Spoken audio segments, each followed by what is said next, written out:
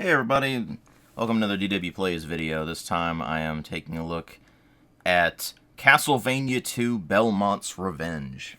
This is the follow-up to Castlevania the Adventure, which was a Game Boy exclusive entry in the Castlevania series, and it was awful.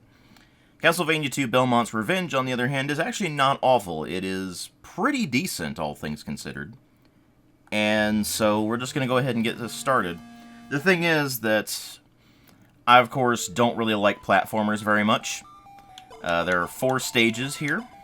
I have completed this stage and this stage. So the thing is, this stage made me not really want to play the game anymore because it had vanishing areas in it. It was not fun. So let's see here. Why don't we just go over here? Why not? I don't think I've completed this stage yet. Plant castle. Each one of them is a castle of some kind. There's a crystal castle, the plant castle, and then the other 2 castles. And I can't remember what they are off the top of my head. And of course, this being a Castlevania game, it does have a pretty great soundtrack. Of course, it also being a Game Boy game, it is monochrome. And pretty typical Castlevania. I mean, you jump, you whip, you have a sub-weapon eventually, if you find one, that is powered by those hearts. And you can climb on ropes. Okay, it's a whole bunch of hearts. And it's best if I just go down here. Ah. Now, I'm not very good at platformers, and okay. Well, okay then.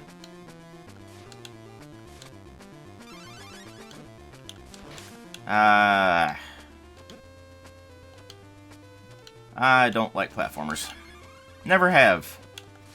They, like, they're not bad, it's just, I played a lot of them back in the day because that's what you had. And I've never really cared for them. There's a sub-weapon, the Holy Water. Trying to jump, there we go. Suffice to say, if you like Castlevania games, you'll probably like this. This is definitely a hell of a lot better than Castlevania the Adventure. Castlevania the Adventure had janky controls, it didn't run well at all, and they had some very, very bad decisions in that game, like the weapon degrading when you got hit. Unlike in this, where the weapon does not degrade when you get hit, so you don't lose your weapon power just by taking damage, and you're not left completely defenseless by the time you get to the boss stage, or the boss area, I should say. And up here, I believe we're going to be fighting, yes, skeletons. Wonderful. This is not going to go well. And of course, he is just barely out of range until he throws. Now, of course, if I had the maximum upgrade on the whip, then I would be able to launch projectiles at these things. But I don't have that because I, of course, fell into the abyss, and now I'm ah, damn it. Yeah, you can probably already tell why I don't like this game very much.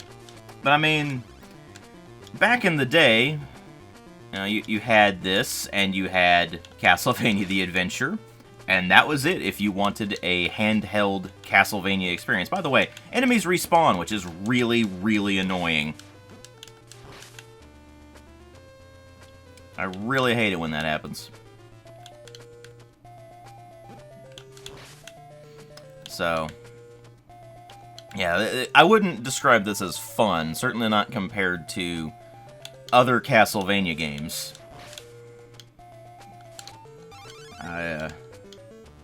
It is admirable for being able to generally capture the experience of playing Castlevania on a handheld as early as this was. There we go, finally get an axe. Also, sometimes the enemies will just despawn, which is always fun. But,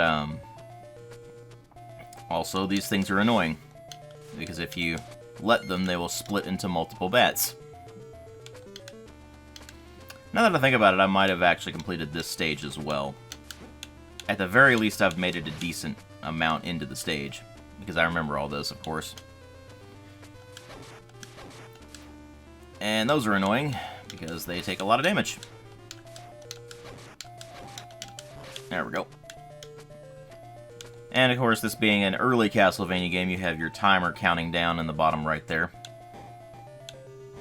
And if your timer runs out, then game over, which is annoying. Holy water.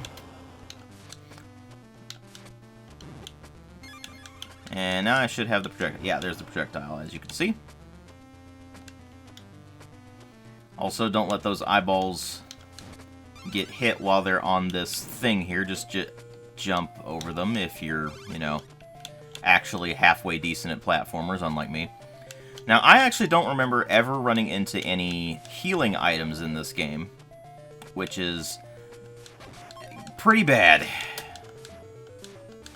Now, you do actually have weapon degradation when you hit such a low amount of health, which is not great, but that's how it goes sometimes. Am I going to be fighting the boss with just one hit point? If I am, that's going to be miserable.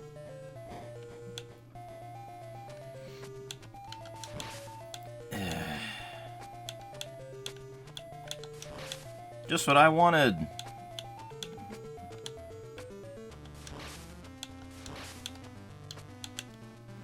Now, I will admit, that's pretty cool. They leave their silk behind, and then you can climb on it. And then, of course, you have to do that here.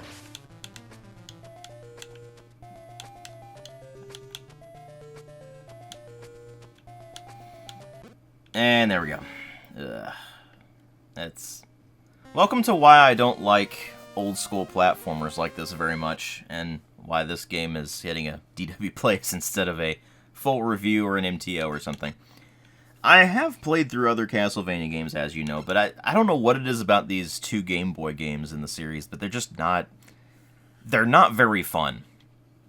Now, obviously, back in the day, if this is all you had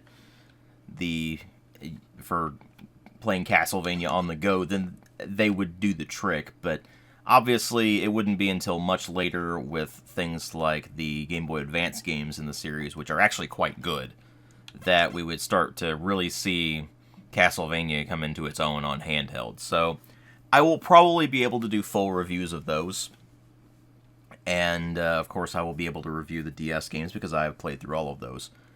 But that's for the future. As it stands, though, the two original Game Boy games, Castlevania the Adventure and Castlevania II Belmont's Revenge, not really doing much with those other than these DW Plays videos. There is also one other entry in the series that is for Game Boy. I can't remember the title of it off the top of my head, but it is quite difficult to track down a copy of that for a remotely affordable price. So if I ever manage to find one for a halfway decent price, then maybe you'll see a video on it.